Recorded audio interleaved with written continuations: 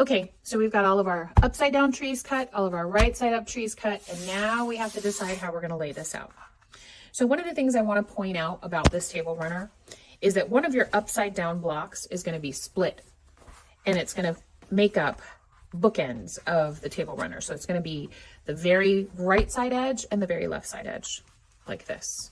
In this case, I used the green star print, and I knew that that block was going to be half on the left side and half on the right side. And so just be aware so that you're not using those pieces in the middle somewhere and having to unpick and stuff like that. So one of your upside down trees is going to be split between one side and another. So what I'm going to do is I am going to lay out my right side up tree first. So I'm going to go through here and pull all of these out. And I am going to start with the back end or the right side edge of the table runner. So whatever block I choose to make up the upside down part of the tree on this side is only going to be half, and then the other half of that color is going to be on the other edge. I think I'm going to go with this dark blue for contrast on this light blue pine cone print. So we're going to do, and we're going to lay it out just like this. Grab one of these from each of these piles. And actually this goes up here, that goes there, and then this guy right here goes here. So the way these get laid out is that the longest of your upside down tree pieces goes with the shortest of your right side up tree pieces.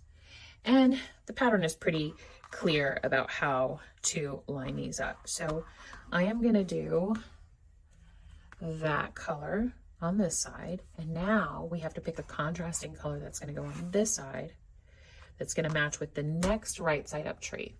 So that part, for me at least, was a little bit tricky. I have this right side up tree, and I think that what I'm going to do is I'm going to go with the navy strip next. So I'm going to scooch these over just so that you can kind of get an idea of how the layout looks. And so what I do is I line these all up straight because I know that that's going to be a straight seam, you know, butted up to the next tree. So we're going to line those up like that. Now I get to choose which color goes here. So I've got a dark navy tree next, and I think what I will do is lay these out like so. We'll see what goes well with that dark navy.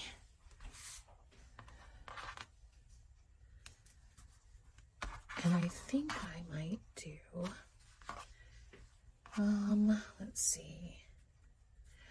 Well, maybe I'll do the red instead.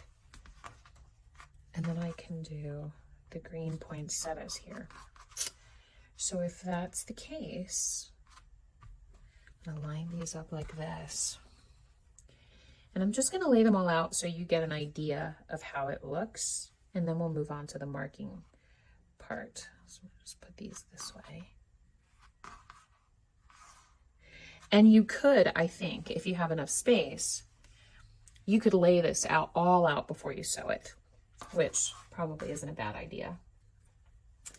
But we know we're going with the red, so we're just going to pull all of these out of here.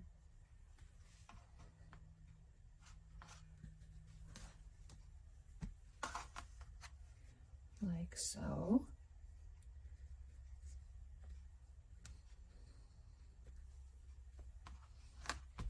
And then we'll just put the rest of the poinsettia print.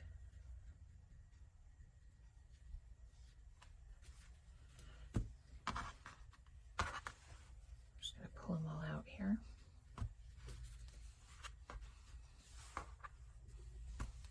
Okay, so they lay out like this.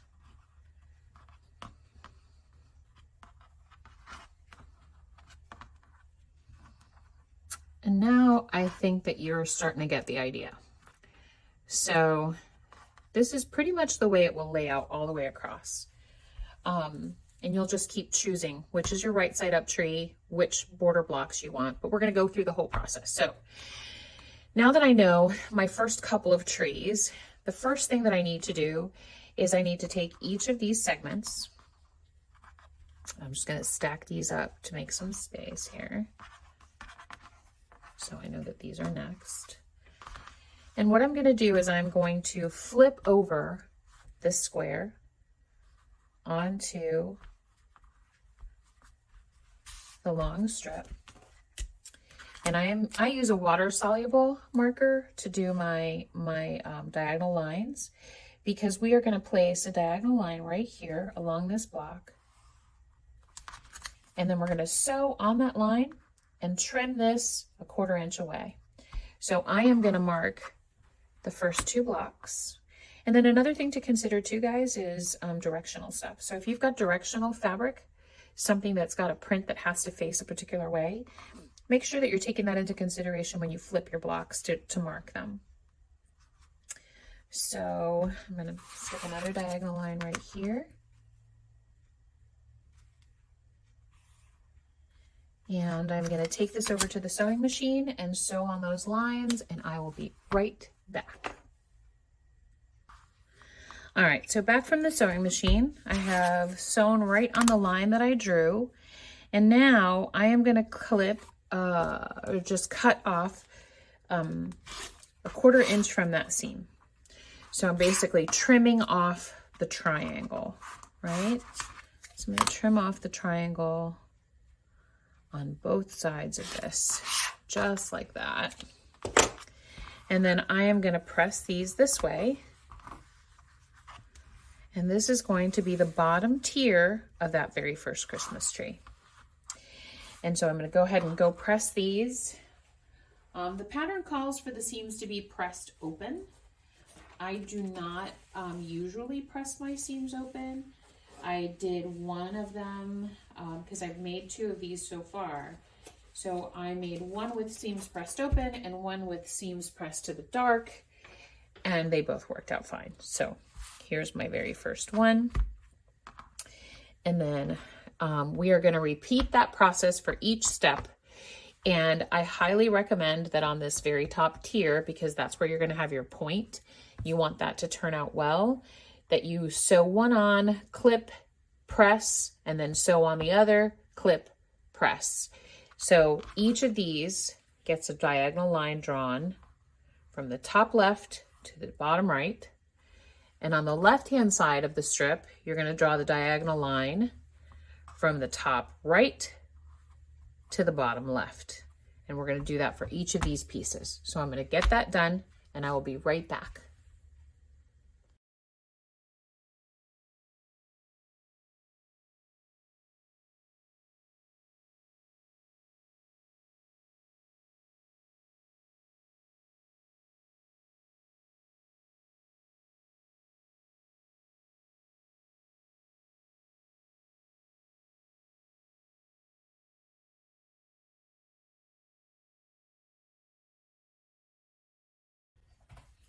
So now I've sewn all these pieces together.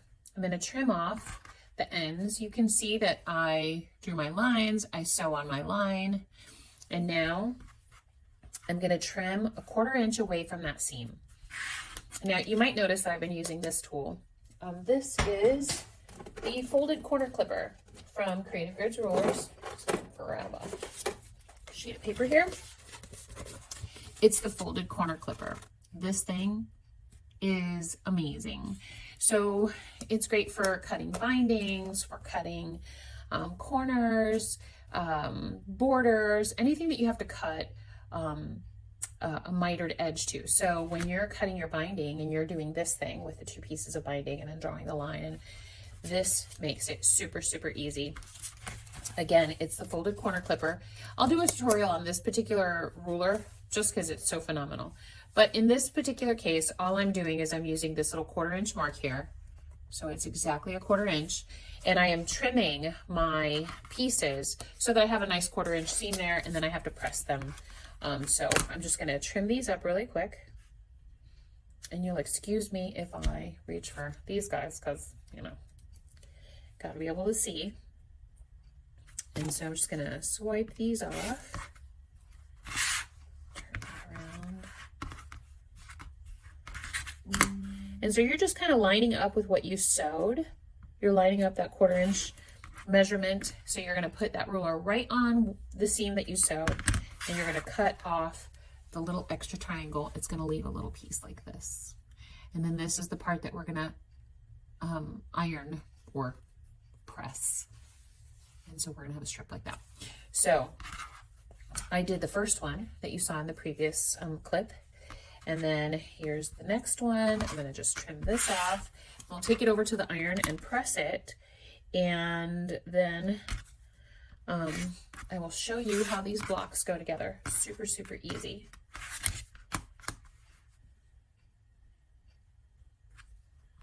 And just cut that off there. And then let me give these a quick press and I will be right back. Okay, all the pressing is done. You can see that we have what looks to be, you can see what's sitting right in front of me here, what looks to be a little Christmas tree. So now all we're gonna do is we're gonna sew these together. And what I do is I'll sew 2 and 2, and then I'll sew the 2 sets of 2 together. And we will have our very first Christmas tree block. So let's sew those together, and we'll be back and we'll see that completed block. And then I'll show you how the next one fits in. Once I show you that, you're pretty much gonna have it down pat. So basically the hardest part is marking and pressing, right? It's just that's the little bit of time consuming piece of this whole pattern. But honestly, it goes pretty quick once you get the rhythm of it. And I finished the whole entire thing, quilted it, and haven't bound it yet, but that shouldn't take me too long. I'll probably machine bind that just for efficiency's sake. So I did the whole thing in like 3.5, 4 hours. If you're an experienced quilter, you probably can do it faster than I did. If you're a novice, it might take you a little bit longer, maybe, you know, a couple of hours more. But in the end, you have this great table runner and it looks so cute and you can say you did it all yourself. So let's go over to the sewing machine. We're going to sew this together really quick and then we will do the next block so that you can see how they all fit together. Okay, so we're over at the sewing machine. I have my 4 pieces. This is my very top piece. Here's the one that goes underneath that. I don't know if you can see that very well. And then the next one. And then the very last long piece, and it makes that really pretty Christmas tree. You can kind of sort of see how it stacks up. So we're gonna sew those together. It's super easy. What I usually do is sew 2 and then 2. So I'm just gonna line up my pieces here. I use little leaders and followers, I call them, little scraps of fabric to start off my sewing machine. I don't know if you guys do that or not. If you do, tell me why you do. If you don't, you can tell me that too. I'm always curious to see what other quilters do, to hear how they do their thing. So feel free to share in the comments how you do your thing.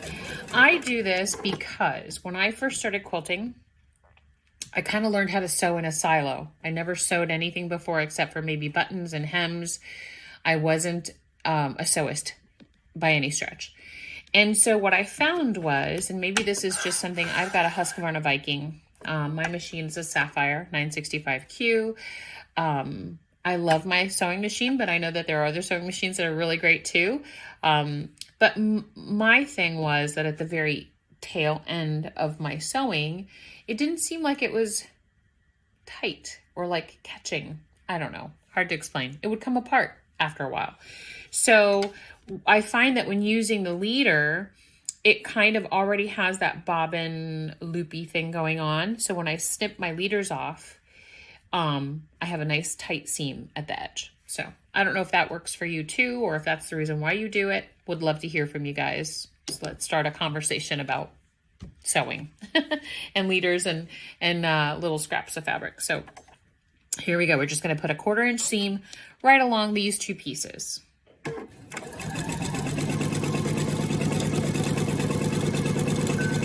It's kind of hard not to make funny faces while you're sewing, knowing that people are watching, right? Because I always make this kind of scowly face while I sew. So if I scowl, it's not because I'm angry. It's just because I'm concentrating. That's my focus face. All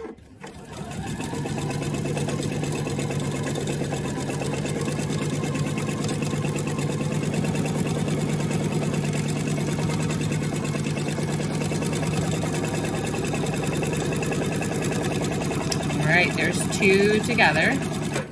I'm gonna do these 2.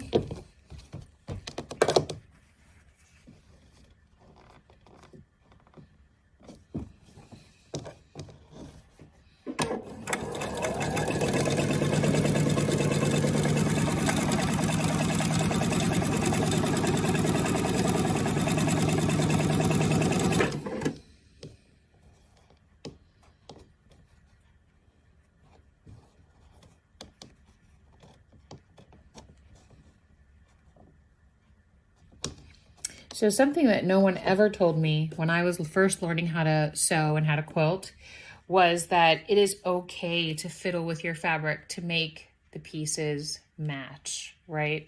I don't know what people call that. If there's a term for it, I would love to know, so you can share that with me too. But oftentimes, just because of my own humanity, my pieces are maybe an 1/8 or a 1/16 of an inch different.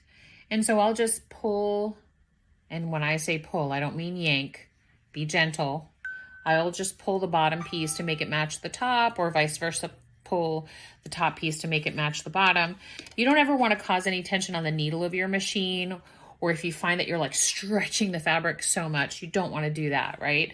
But you can wiggle. So I kind of wiggle the pieces and put them together so that they fit exactly perfectly. And then I'm just gonna snip these guys apart. And you can press in between. I just kind of finger press them so that they lay flat and I can sew them together. So just finger pressing, and then I'm gonna sew these 2 units together. This is gonna be our block. Glasses have to go back on or I can't see a thing.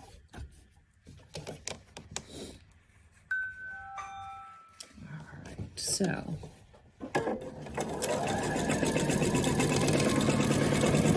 Just sew that 1/4 inch seam right there. Make sure everything's lying flat as it goes under the needle. Make sure your seams are tucked.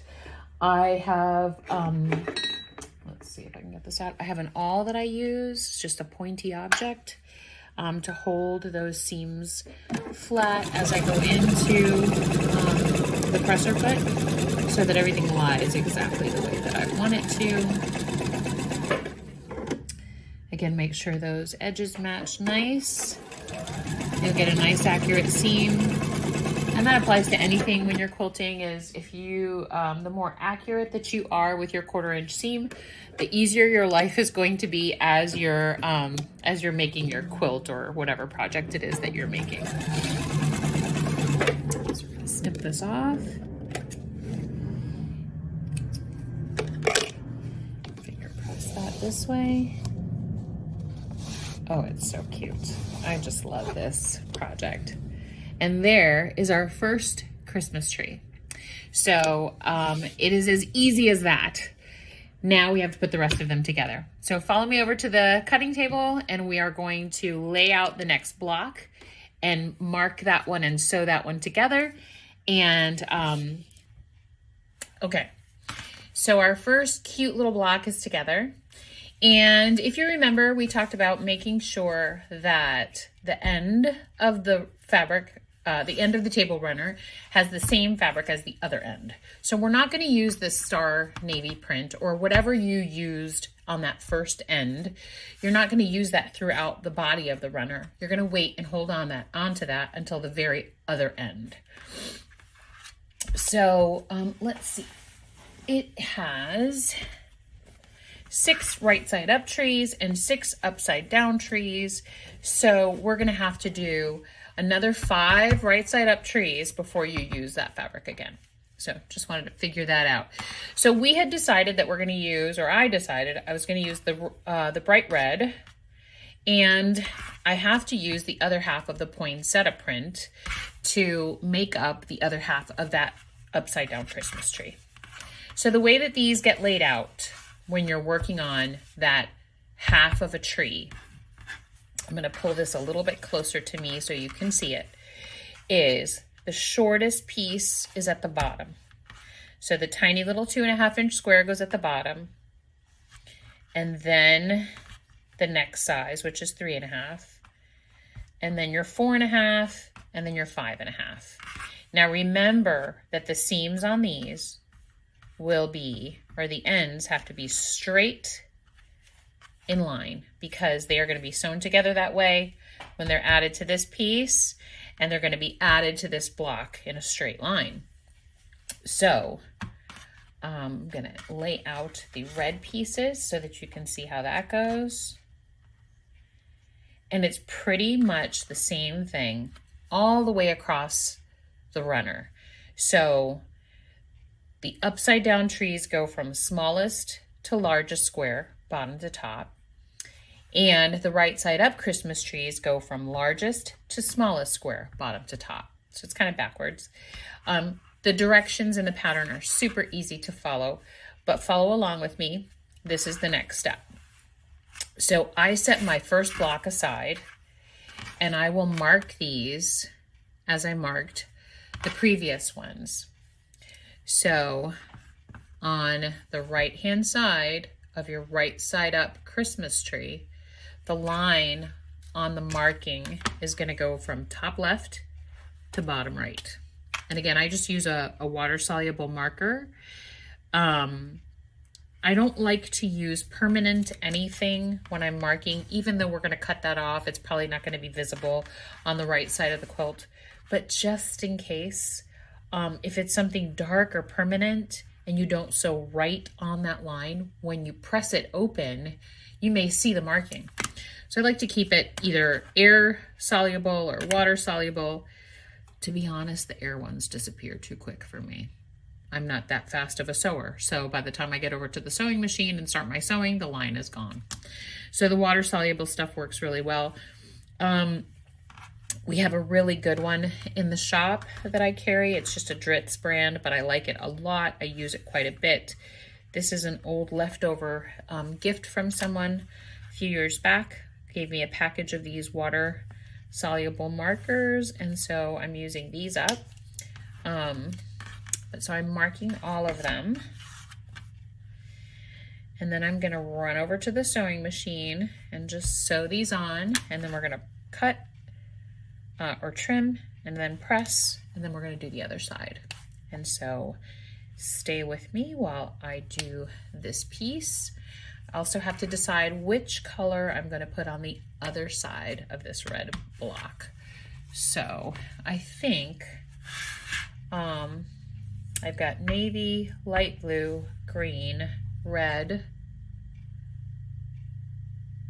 and then maybe I will do navy again. So maybe I'll use the pine cone print, which is pretty cute. And then that will go on this side. And then I will have 2 reds and a green. Yep, I think that will work. So the pine cones will go on the other side. Yep, so I'm gonna mark and sew, and I'll be right back. Okay guys, I'm gonna trim up these pieces. I'm gonna sew everything together and start working on part 3 of this tutorial. Stay with me so we can wrap up this beautiful Christmas tree table runner, put the borders on, and get it quilted. Thanks so much for your support, and stay tuned.